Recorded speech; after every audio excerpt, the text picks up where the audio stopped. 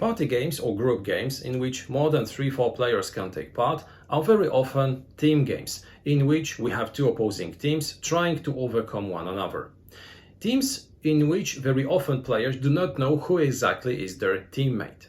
But we have also another category of games which can be played by more players than 3-4, in which only one of the players has a hidden identity and whose objective is to subjugate or to even kill all the opposing players. And today, a presentation of such a game in which we will incarnate a raven, trying to kill or to subjugate all the members of our family.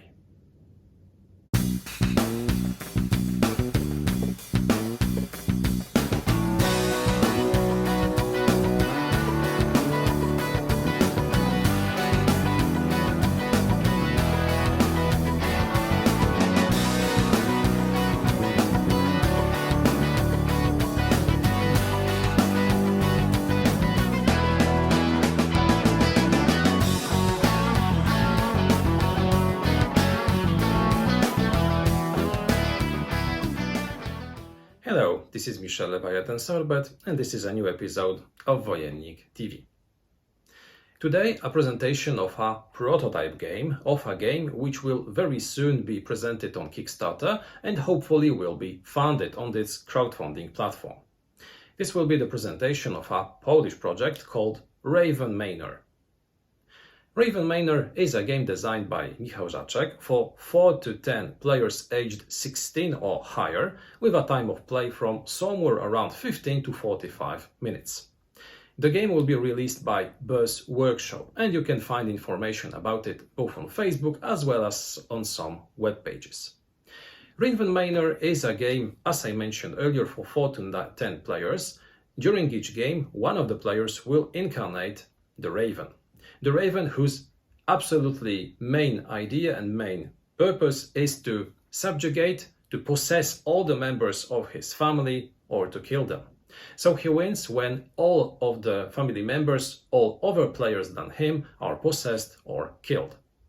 The other players will try to find out who the raven is, because this is a game with hidden identities, and they will try to eliminate the raven before he manages to do the same with them. This is a card game with graphics prepared by Polish authors, which is a game for players aged 16 or higher. So this is not a werewolf-like game, Mafia, a werewolf-like game in terms of the components, in terms of the artist aspect. It is a game, a werewolf-like game in terms of how it is played, but with one very important difference. This is a game in which even if a player gets killed, he still can continue to play. So this is an important thing, this is an important element which makes Manor interesting for larger playing groups without the risk of having some players eliminated and waiting for the end of the game. Today I would like to show you how the prototype version of Manor looks, how it works, and at the end of this video, as always, I would like to underline what in my opinion are the strong elements, the strong points of this project, and what might be the weaker ones. So let's jump right into it and let's take a look at how Manor looks and how it works. In order to place Manor, you will be needing 3 things. The first one is obviously a group of players eager to play the game. Secondly, you will also need a place where you can sit, a place which will be quite comfortable and which also will not be limiting your movements, because at some points of the game you will be swapping places. The third thing is obviously the elements, and those are cards. This is a card-only game in which we receive 2 kinds of cards. The first one are the identity cards, because before the game starts, each and every player will randomly draw one identity card. The number of cards used in each play will be equal to the number of players. Among those cards, you will include a number of family member cards, and also during each game you will be needing one special identity card, the Raven card. The Raven is the bad one, is the bad guy in this game, and when a player incarnates the Raven, his purpose will be to kill or to possess all the other family members. So among the cards from which you will be drawing, there will be one Raven card and a number of family members equal to the number of players minus one, because one of the players will receive the Raven card. But the identity of each player, who, as you can see, which as you can see are very different, and they will be meaningful when some expansions will be released. So each identity will be secret to other players. So after drawing randomly your card, after seeing who you will be playing, you should put your identity card face down so that no one knows who you actually are. The second thing which we should do before we start playing is to randomly distribute 4 cards to each player from the big deck of cards. As you can see, we have different kinds of cards. Those will be cards used as standard actions. Those will be reaction cards played in response to what other players will be doing. Those are also location cards which will be placed into the playing area, and they will be used by all the players who want to. And we have also special cards like the feather card. The feather card is a special card used by the Raven in order to possess other players. Thanks to the exchange mechanism in which players can exchange cards, the Raven will be trying to give feather cards to more and more players, possessing them and eliminating them from active play against him. Feather cards are a special kind of card, so at the game start, when each player draws up to 4 cards, each player who has feather cards has to discard them. The Raven, for whom this card is extremely important because this is the way through which he possesses other players, can keep those cards in his hand, but he can also discard them in order to confuse other players. Because if you're discarding feathers, you're probably not the Raven. After preparing the game, so when each player has already 4 cards in hand, we start playing. A player, during his turn, has the possibility of doing one of 4 things. He can play a card, for instance, a vase card, which enables him to stun a chosen player. A stunned player is currently stunned, he cannot react, he will also skip his following turn.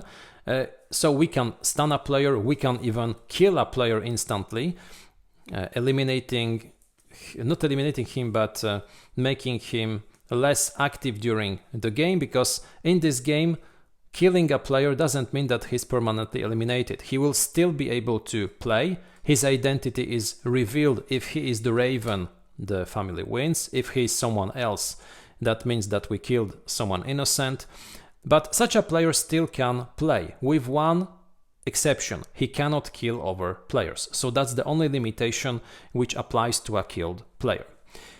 Apart from playing a card, each player can also use another action consisting of placing a new location into the playing area. Such a card stays in the playing area, and a player whose turn it is can also choose not to play a card from his hand, but he can decide to use one of the locations which are currently present in the playing area. For instance, the library or the basement, which are different parts of the Raven's Manor. So you can play a card, you can use a location card which is already placed in the playing area. You can also discard 2 cards in order to draw a new card, and you can do nothing. So you have several options during your turn. After ending your action, you have to exchange cards with the next non-stunned player in playing order. So at that point, you will give one of your cards of your choice to the next player, and this player will give you also one of his own cards. At this point, the Raven will, at most times, try to give feathers to a player, possessing him and making him play on his side, because possessed players will switch sides, and they will play in team with the Raven, trying to kill or possess other players. Possessed players cannot possess other players, only the Raven has such an opportunity, but still you can help the Raven by killing other players, or maybe by exchanging cards or swapping places in such a way that the Raven has more options, gets access to more options, or maybe also you can use swapping places, for instance, to protect the raven from enemy attacks. So as you see, in the game we have also the swapping places mechanism, which allows you to change places at the playing table, which is why I explained at the beginning of this part of the video why it is important to play the game in a place when it will be quite convenient to change places. So no playing in very crowded places or in places where you cannot swap places, like for instance in an airplane. That would be impossible. But as you can see, there are several types of cards which will sometimes stun a player, which will instantly kill a player, which enable you to look into other players' cards, swap places, you can exchange cards with other players, etc. Those cards are quite self-explanatory, with a nice illustration, with a name, and with the often very short information how you should use such a card. Some cards are reaction cards. As you can see, you can use them in response to what other players are doing, for instance, in order to avoid being stunned, avoid being killed, or avoid being forced to exchange cards with another player. After finishing your action, after exchanging cards with the next player, it's up to that player to play his or her turn, and we play in this way until the raven is exposed and killed, or until all the players are killed or possessed by the raven, at which moment the raven and his team wins. That's pretty it when it comes to the basic rules concerning how to play Raven Manor. Let me invite you now to the last part of the video, during which I'd like to give you my final thoughts concerning this game. I'd like to talk a little bit about what I like in this project, what I think are its strong points, but what can be also problematic if you are thinking of backing this game and playing Raven Manor. Raven Manor is a project which I was very keen to verify and to try, because it is a project which stands out due to several reasons. The first one, in my opinion, is the quality and also the artwork which will be part of this game. The artwork is extremely interesting and it is extremely climatic. At the same time, it is also an artwork which is stylish, because we have this black and white palette of colors, but also the red accents everywhere where some violence and where blood is present. So this is an artwork, an art style which will not suit everyone, but even so I really enjoy it. I think it is interesting, I think it adds a lot of depth, it is climatic, and it makes the game different from other party or group games that we have on the market. And this is a smart thing to do, because most games in which we can play in a group of more than 5-6 persons are games which can be played by almost everyone, with very friendly artwork, with artwork which sometimes is not very different from what we receive in other games. But here it's different. Even though the climate of the game is not, the universe or the setting of the game is not something which is extremely well exposed, which is not something extremely well underlined, it is still quite nice thanks to those components. Additionally, it deserves to be said that the cards are quite big. It's not small cards, those are big cards which are of a good quality, with not only a good artwork but also with a well chosen font, with all the information put onto those cards in such a way that you do not have absolutely any doubt how to read the card. The cards are not overly complicated, so we have very short information how each card can be used, and this is also a thing which is, in my opinion, a strong point of this project. The game itself is easy to explain. When you take out the elements from the box, when you explain the rules, it takes up to 5 minutes and you can start playing. This is so easy.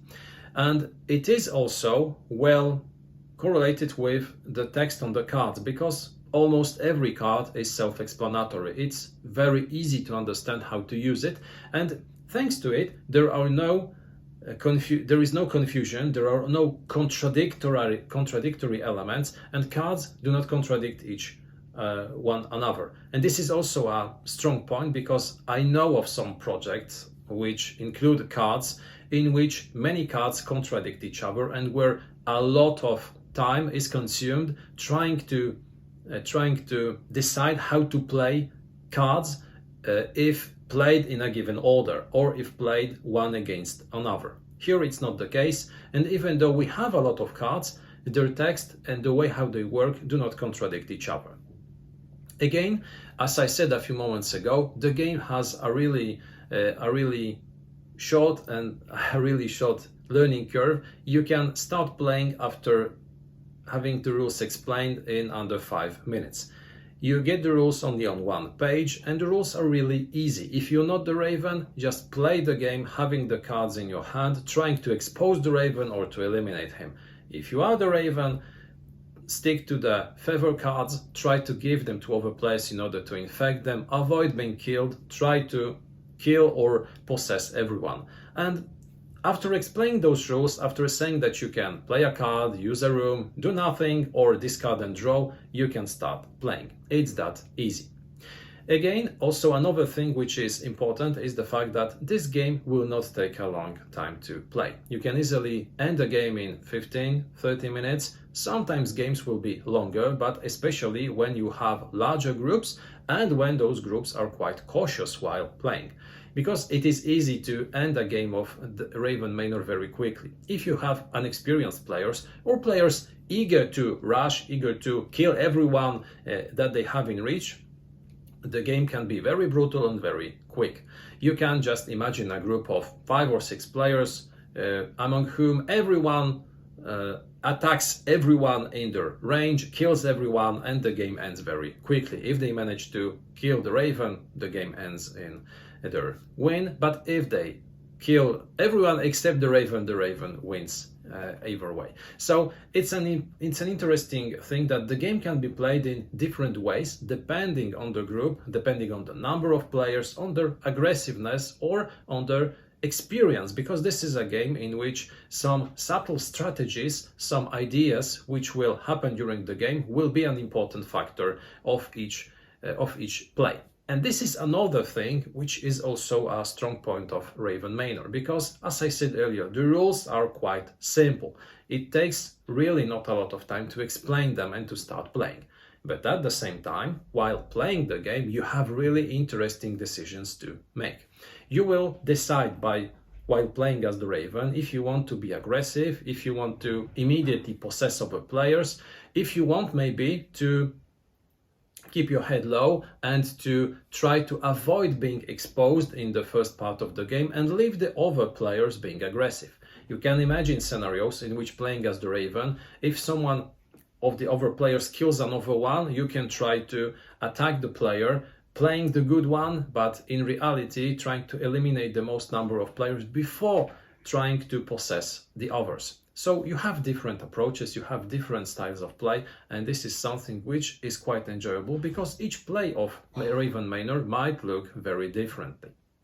Then you have also the fact that no one is ever eliminated from this game, and this is another very important aspect, which is always something which should be underlined.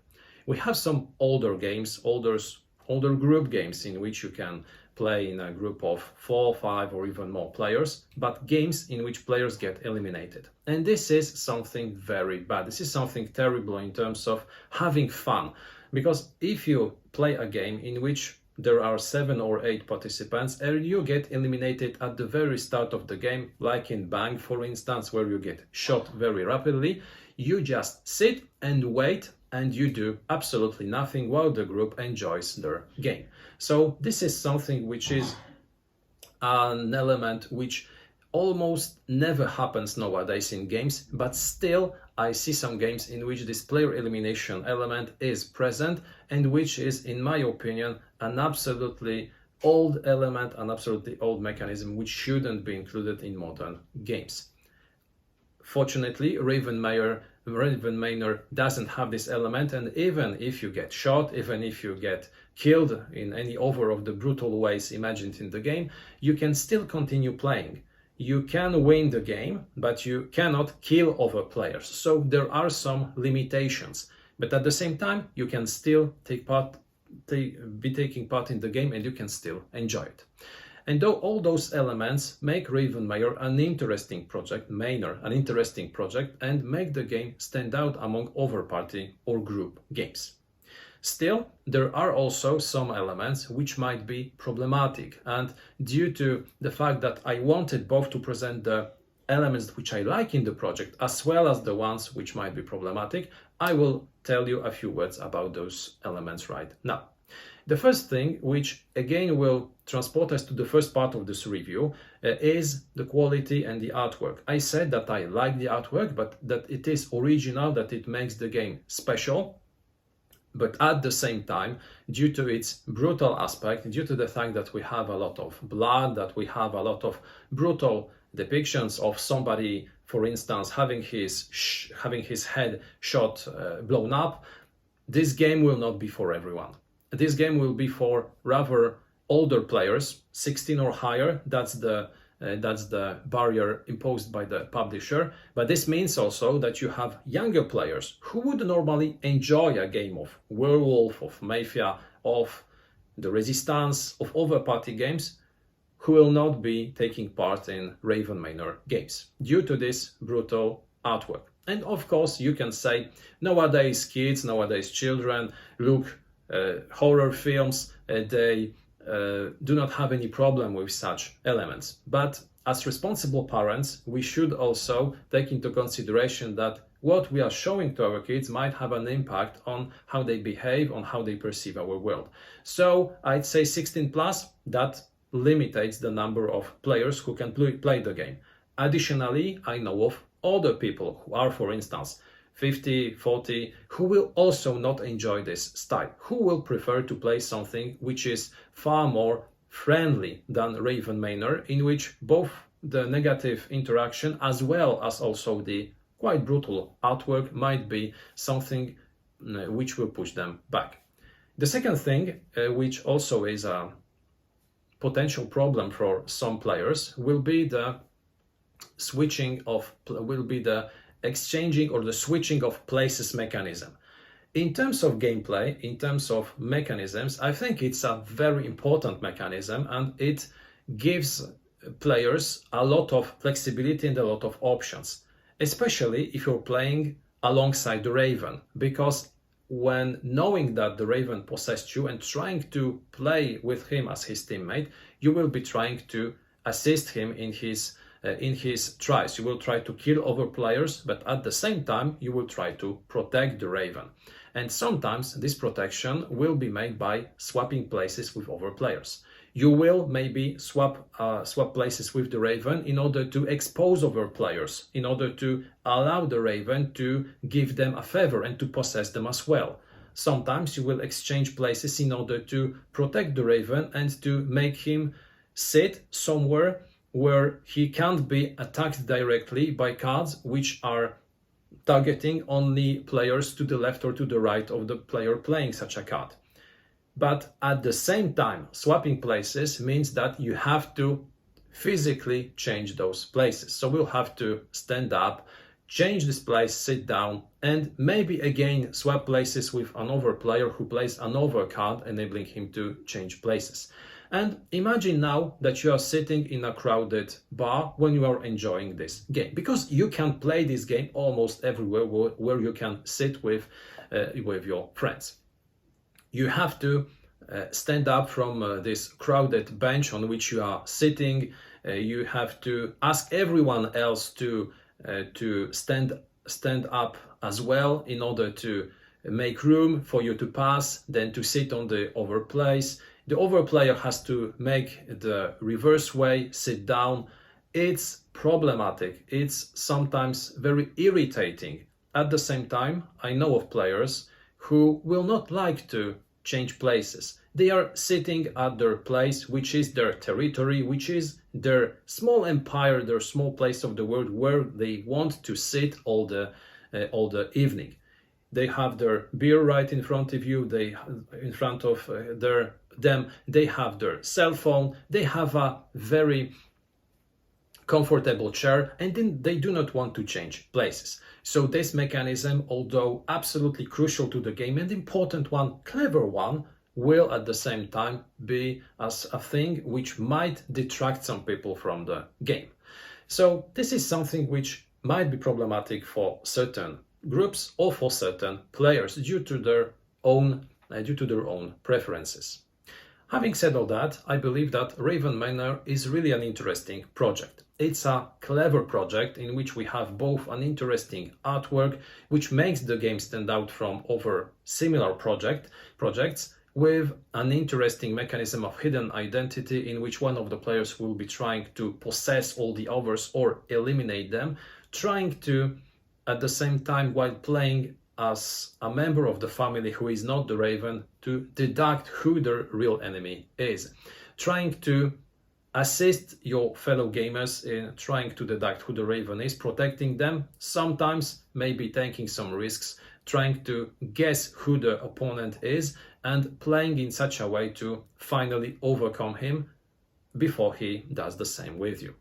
A game which is extremely easy to learn, extremely easy to play, but at the same time in which you have really interesting decisions to make. A game where a lot of bluff, a lot of talking will be done, a game which will be quite dynamic and in which no one will ever have to leave the game due to player elimination. This is a project which you could take into consideration, take a look at it on Kickstarter and decide if this is something which suits you. This was the review of the prototype version of Raven Manor, a game which will be released hopefully by Burr's Workshop. Thank you a lot for watching this video. I invite you also to take a look at my other videos on Wojennik TV. Take also a look at my Facebook and Instagram accounts. Have a great day and see you next time.